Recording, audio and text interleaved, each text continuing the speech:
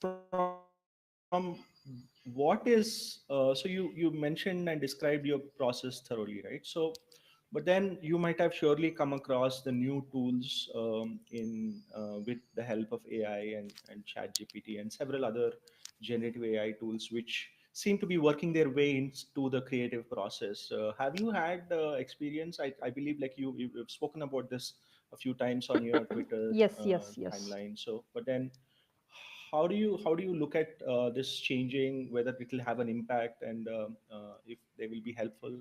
So I Your use thoughts on? AI tools in a lot more, activities other than just my writing. At my work, I use them, Mhm. to create lesson plans, outlines, and stuff like that. So my opinion is that Gen AI tools are, if there's something that they are very great at, it's structure. So, using them to structure the scene or structure a paper, structuring an article, right? That's something which, and then taking from there and then expressing yourself. I think the tragedy people are, I think on either side are kind of overreacting, about, and also uh, just the copy pasted content from a tool is not going to fly, because each author has their own individual expression, and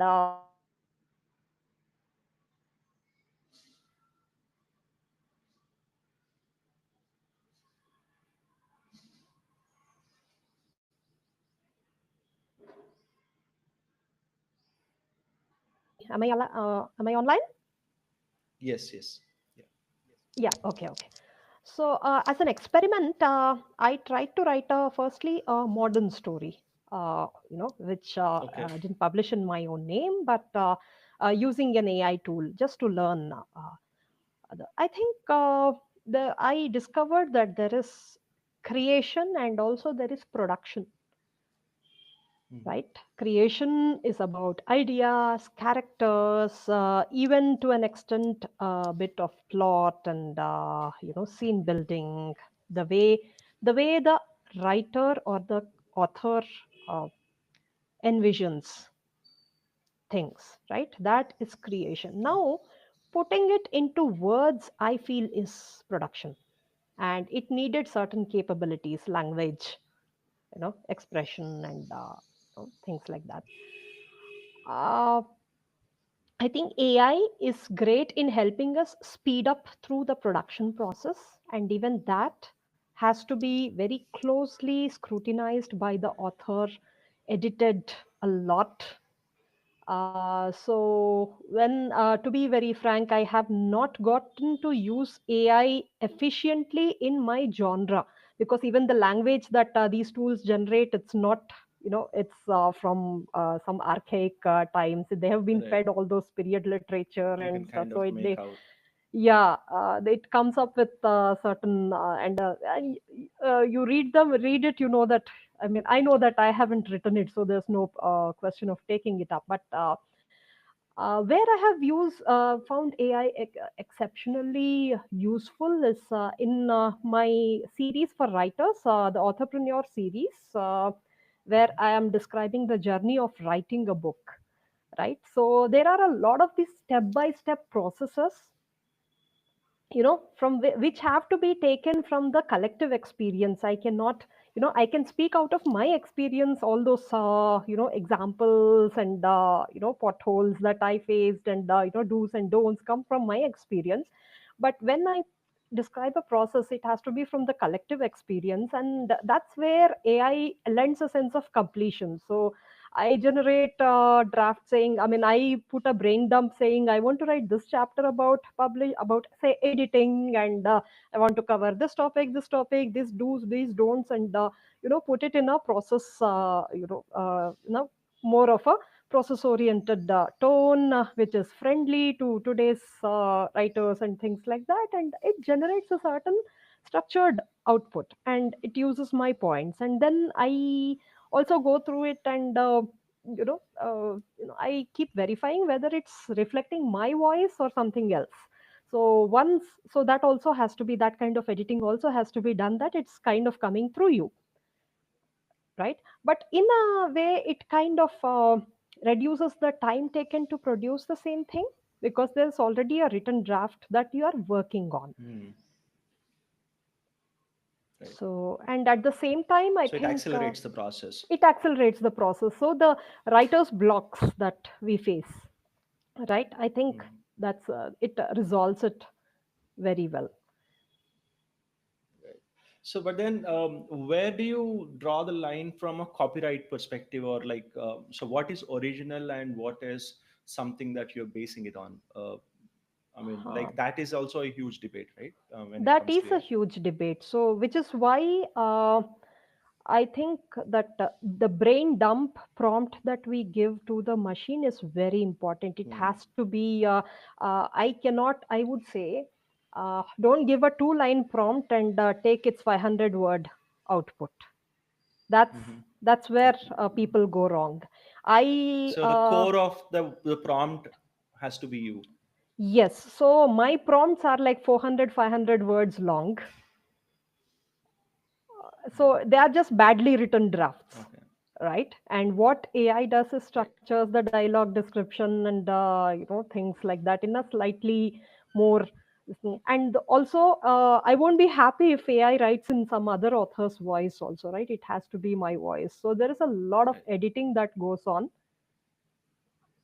from my side. So and there are a lot of annoying things, like everything AI starts with starts with sunlight and the sun cast warm glow and things like that. You just know that you are Mhm. not writing those. So a lot of Right. such lines need to be edited out.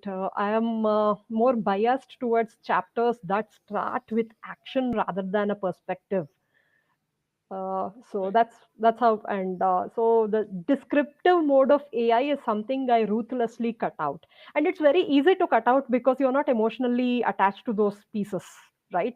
As a writer, Right. if I when I write and the editor says cut them out, it breaks my heart. But here you are being ruthless on your own idea, and it also develops an editorial skill to be Okay. So honest. you know So what is not working immediately, and then you can yes, easily refine it. exactly. And maybe my non AI writing part experience helps a lot, which is Mm. why I do advise younger writers who are writing their first story. I would say write your first one, two, maybe three stories all by yourself.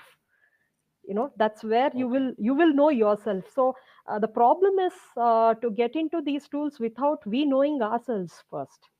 So the writer has to discover herself or himself while writing. So when we are sure about ourselves, then we will know what to tell the machine to do. It's like a boss employee relationship, right? The boss needs to be you know sure about the goals Right. to be achieved, and then only Okay. he needs to know what the employee should do or should not do. He should not take the employee's word for it, right? That's how our Right. relationship That's with a the good machine. metaphor, actually. Yeah. Yeah. Yeah. As you have too much of reliance becomes like dependence. Like you can't think without the AI, or like you can't come up with an idea without the tool. Right. So I think it's necessary to have that originality in thought Yes, to feed yes, it. yes.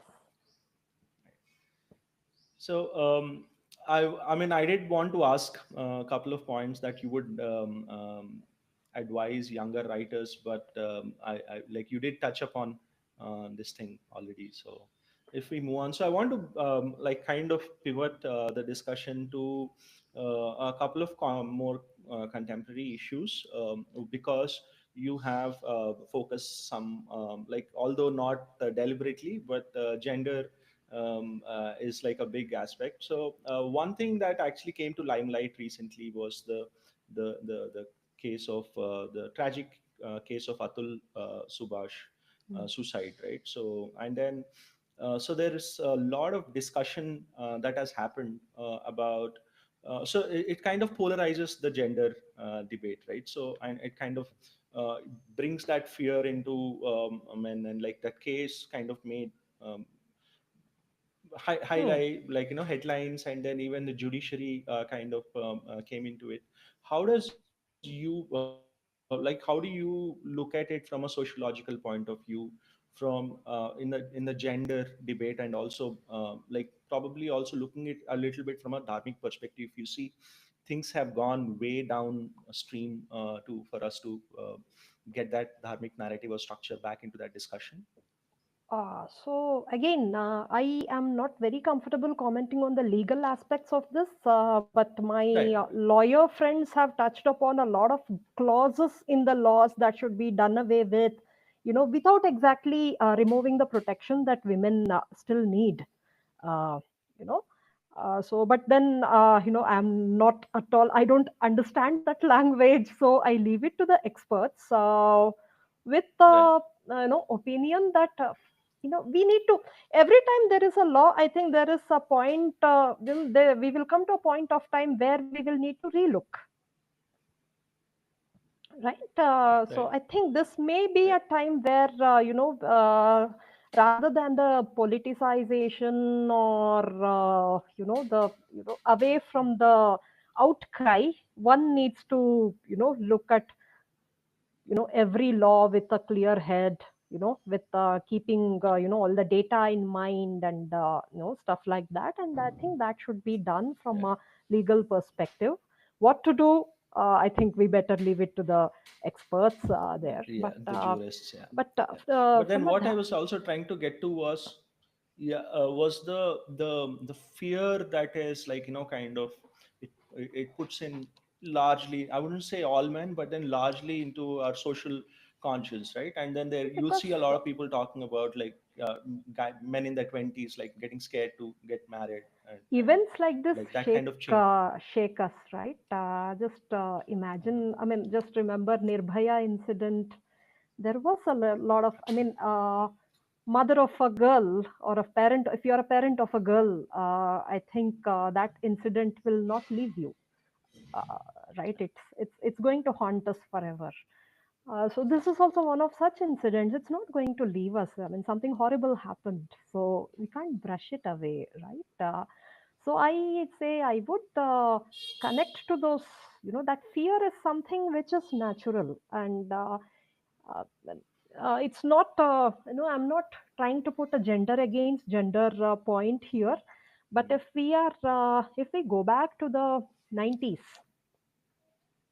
when I grew up, so it used to be a very, the social commentary, right? I'm not talking about the scholarly commentary there, but the general social common commentary around wedding, especially around girls. So it used to be around, yeah, if study well, I mean, if you don't study well, you'll get caught in a bad marriage. How is her performance in class? If it's not good enough, then keep a lot of dowry. uh, And some kind of dowry harassment cases, even if they are not in your total immediate circles, but even if when they are far off, something yes. reaches. It used to be so. The girls who were getting married in 90s, I kind of remember when some older cousins, remote cousins of mine, or friends, elder sisters, and things like that. There was a lot of fear, anger, all this kind of. So I think what is happening now is the other perspective of it, right? So there, the anger was against the social, things. Here, thing is, it's law, which is, so it's slightly Legal. much more Right. serious, right? So I mean, Right. when there is a social norm, you can change the place that you live in, or you can change your some with difficulty. You can change your society and still go along if you're a strong person. But legal issue will be stronger, right? Uh, it has deeper repercussions. So I think that's what is reflecting in that rage of young men. But coming away from this social versus legal, and gender and things like that, I am sadder that one of the most beautiful relationships is coming under the radar of everybody unwanted from that. right? It's one of the most So the intimate, institution of most marriage itself is being desecrated. exactly, right? And so nobody is talking about the purushartha in marriage, right? Right. I think our art of arranging marriages. So I mean, I don't like the term arranging. If you can't arrange a marriage, you have to build a Right. relationship. You have to build an alliance.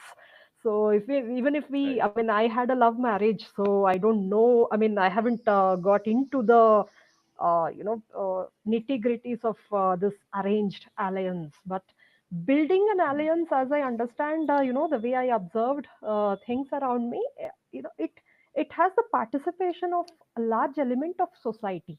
It used to have, at least Right.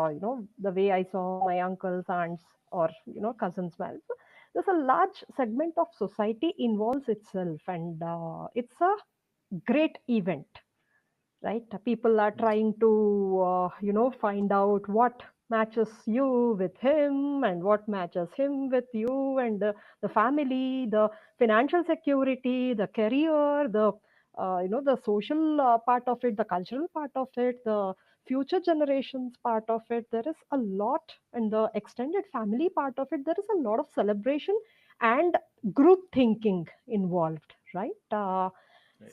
I think in the present situations, that social participation has reduced. The family support, the extended family support, the extended community support has reduced, and just looking at somebody over an online bureau, and I don't Profile. want to get into. I've been witness to certain scams happening on that, through these online Matrimonial sites. bureaus. They don't do any background check, or Mm.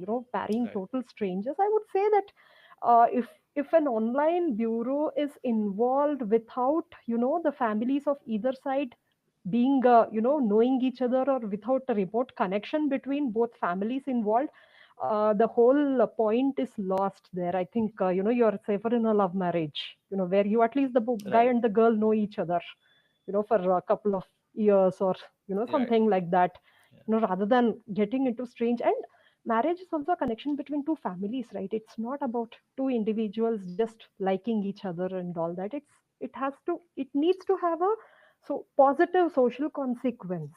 If it's a business community, two business families Right. getting related to each other, there are opportunities for newer trade relationships also forming, and also positively uh, influencing the environment around them, right? If it's Right.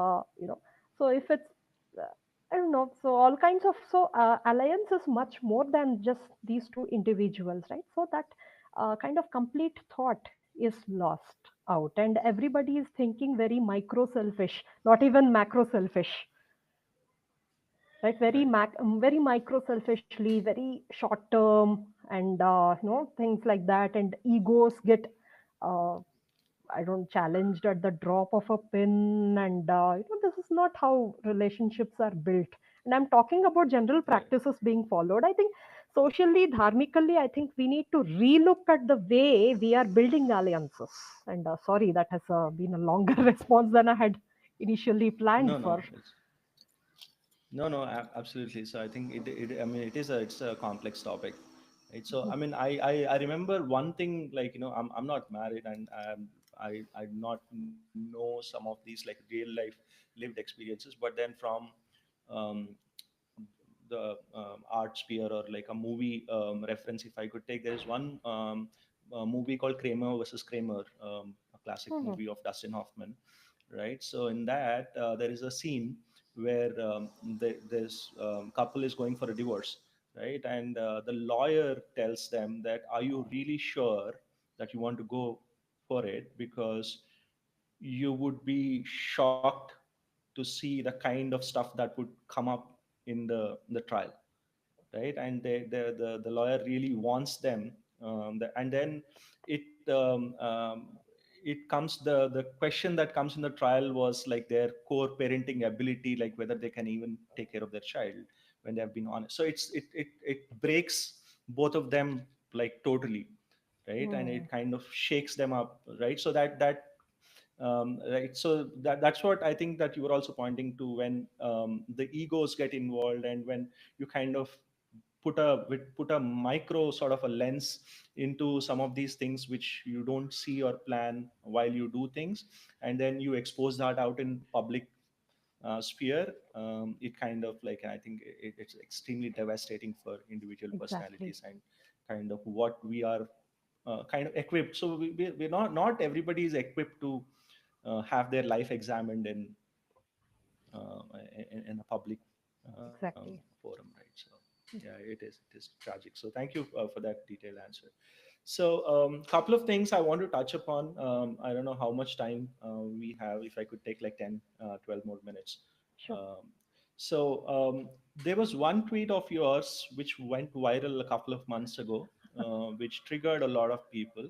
There were articles which were written on it, and there was a lot of pushback that came your way when you narrated a real life experience about your grandmother, um around the Tirupati Laddu Ah, controversy. yeah. About my So, mother. Yeah, yeah, yeah. right? Hmm. Yeah, about your mother, right? So, and I kind of observed that entire episode. I was, and I think it's and recently there was one more tweet that went viral about the language thing, right? So what I was trying to understand is, I think I commented first about the Tirupati Laddu issue. Why do you think there was so much pushback, and what, like, when somebody reads that at face value, why would somebody think that you're making it up? Honestly, that was a shock for me that it even went viral because I thought a million such experiences would have existed, right? I mean, we all know that the quality of the laddu dropped. It was not a news. I mean, I don't know Right. about beef and all that is, that's something which labs and all, have to. But we all know that, the general quality had fallen down. And this was during the COVID time where, my mother was very uncomfortable after tasting the laddu and post COVID or something. And I and my father, we kind of rationalized it, thinking maybe the stock was not used, or we don't know the Right. person who got it for us. Was it a old laddu or something like that? So Right. let's not. Yeah. It takes some time by the time you get it. Like, like Ha usually it's ha. like 3 days, 4 days. So So, and yeah. So but then we know my mother's generally a little uh, on the paranoid side. She's very hygienic, extremely process oriented in her own cooking process, and it's very very meticulous. The kind of knives she uses. Something separately to cut vegetables, fruits, the boiling things, and oh yeah. all that. She has follows a very stringent processes. So she has never been a fan of eating out, or that Right. Yeah. it needs a lot of convincing from our side to convince her to eat out. Yeah. I can So relate to just it. Yeah. especially given the Absolutely. hygienic processes, and given the spiritual things that we family is grounded with, also there is a lot of belief on the karma that gets transferred. You don't know where it is getting cooked with, what kind of whatever surrounds it, because the paka shuddhi, padartha shuddhi, patra shuddhi, everything is very crucial to the food. Right. And and the food has a, I mean, food influences our system right from the annamaya kosha. It's right from the gross system, Right.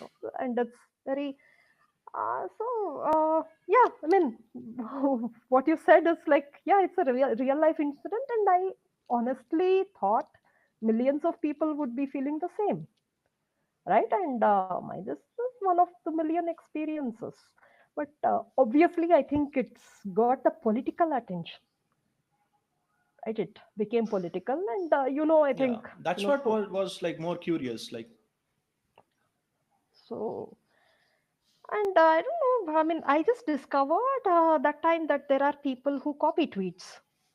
They see that some posts are getting more attention or hmm, something like that, and they too want a share in the attention pie or something, and they start copying tweets. It happened even with the language tweet. If I, right.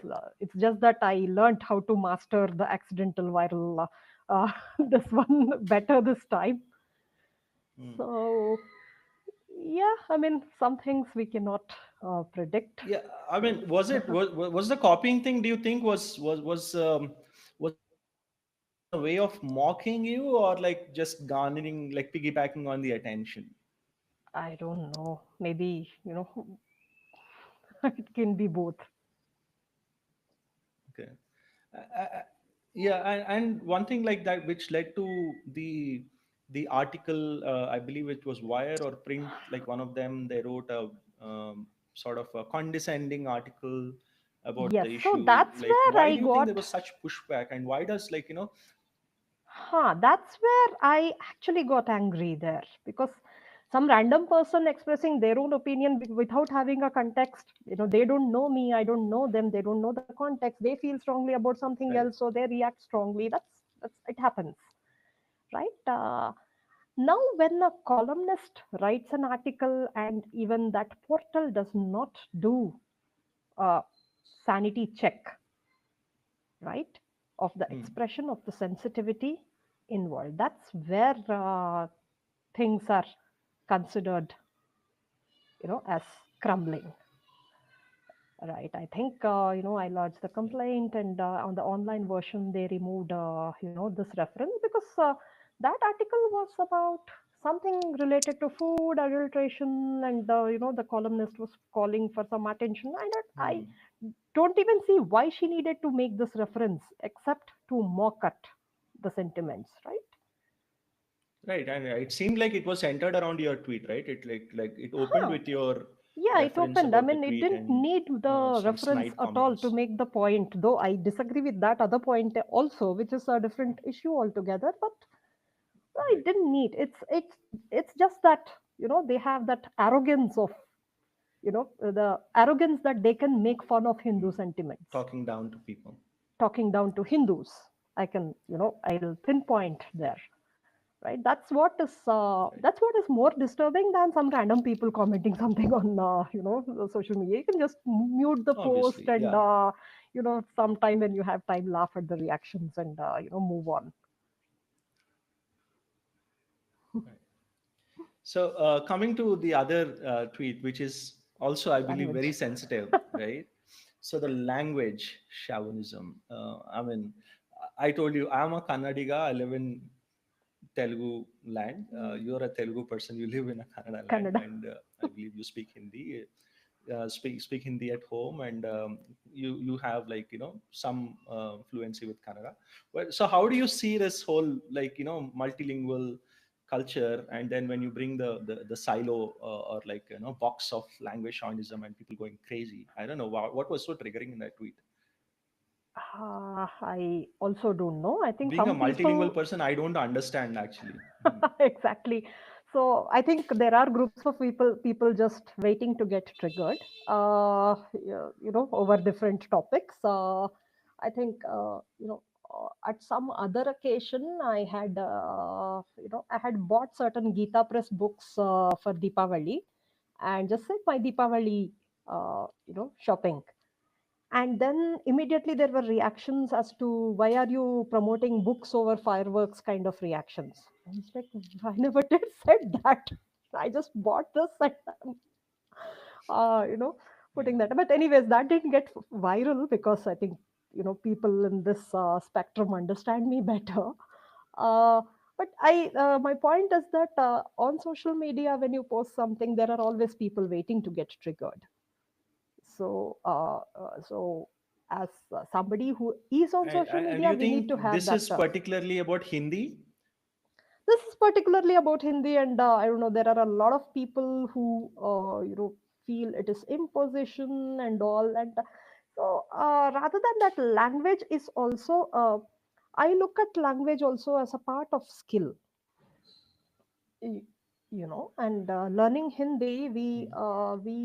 get we can get conversational. I think Hindi is the third or fourth most spoken languages in the world. I saw, the world statistics post some time back. Now, after English and some other language, I Okay. think it's Hindi. So it always, Right. learning a new language always has to be seen as expanding our ability to converse with a new set of people, right? Right. Expanding. learning Kannada equips me to converse with people around here.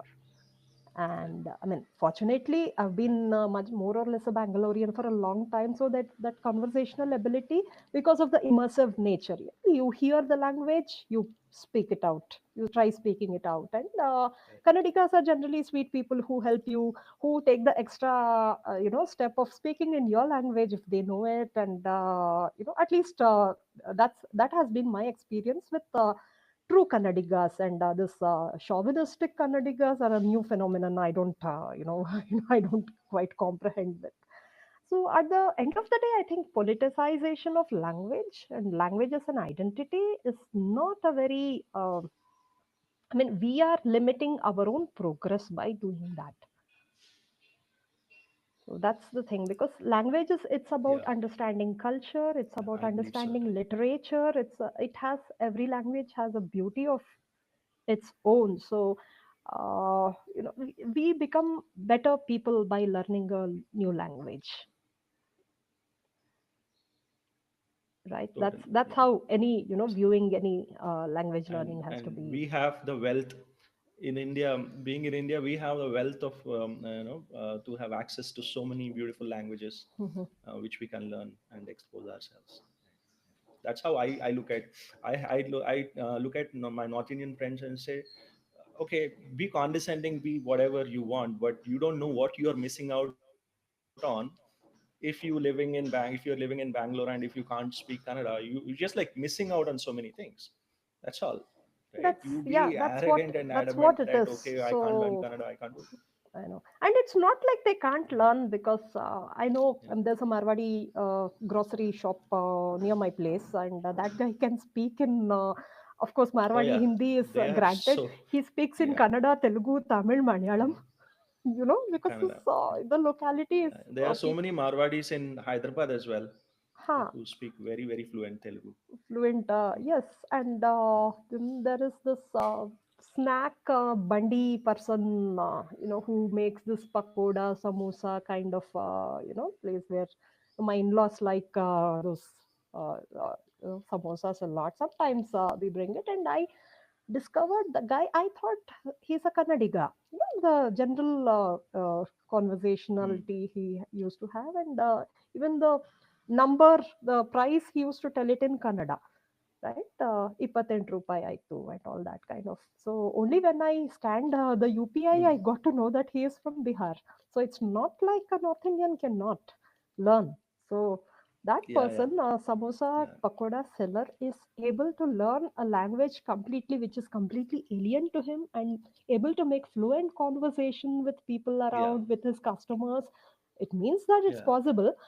One, I mean, maybe it's not a it's a suggestion or a thought from my side, especially places like Bengaluru, Hyderabad, and which are going to attract cosmopolitan people, right? Talent from various Hmm. places, and these are large companies and corporations which do that. Maybe they can take up an initiative of teaching the local language, maybe in some evening hours or after tea hours. The HR in their specific organizations can take up these initiatives and make the incoming talent also feel at Yeah. home. Yeah, yeah. I mean, there are so many ways people Mm. can actually do if they really want.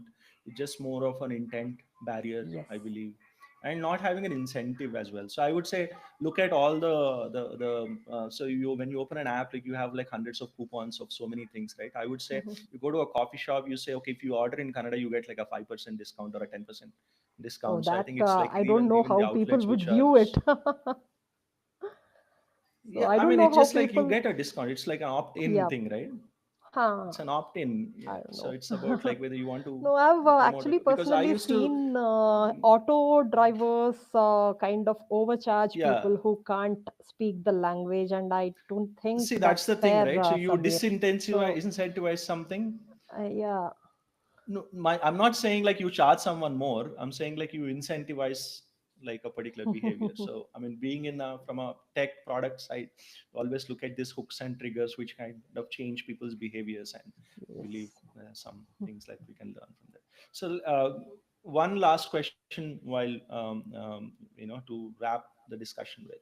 So you mentioned a lot about your writing journey, and so there is a lot of interest in the historical fiction genre with the Telugu movies, and like we have had even in Tamil, Ponniyin Selvan, and Telugu naturally has had Bahubali and couple of others. So, and I believe like even the Bollywood is taking notice. So do you believe that there is like this specific interest that has come in the last decade or so, and you see a change there? And if I may ask, eh, do we foresee one of your books also seeing the light in the form of a movie? Actually, there was an option taken on Avishi, which did not quite Okay. translate because the team changed studios, and then there was the whole COVID. After that, people, even the industry, uh, started relooking at their budgets and stuff like that. And my agent told me, let them come to us for a, when we want a good pricing and all. So the business side of it, I leave it to my agent, yeah. and don't try to actively interact with those circles, because that is a different ball game altogether from a professional perspective. But in a social, this one, a movie always takes a debate to the next level, right? It takes a debate, not just a debate, any topic, it takes to the masses. Like Kantara, it kind of gave an experience of this beautiful spectacle of Bhutakolam, Right.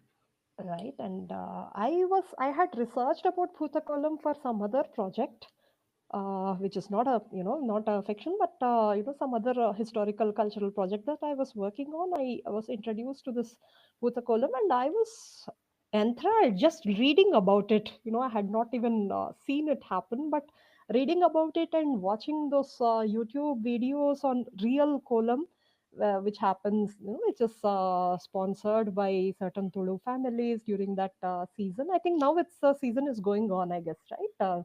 Somewhere Right, right, yeah. December to February is the time, and I think it goes on until April, May as well. So I've got an okay, invite that like a could couple be of years so. ago during May as well. So Sure. And the idea of your ancestor, or the guardian deity visiting you, inquiring after you, it's such a great phenomenon.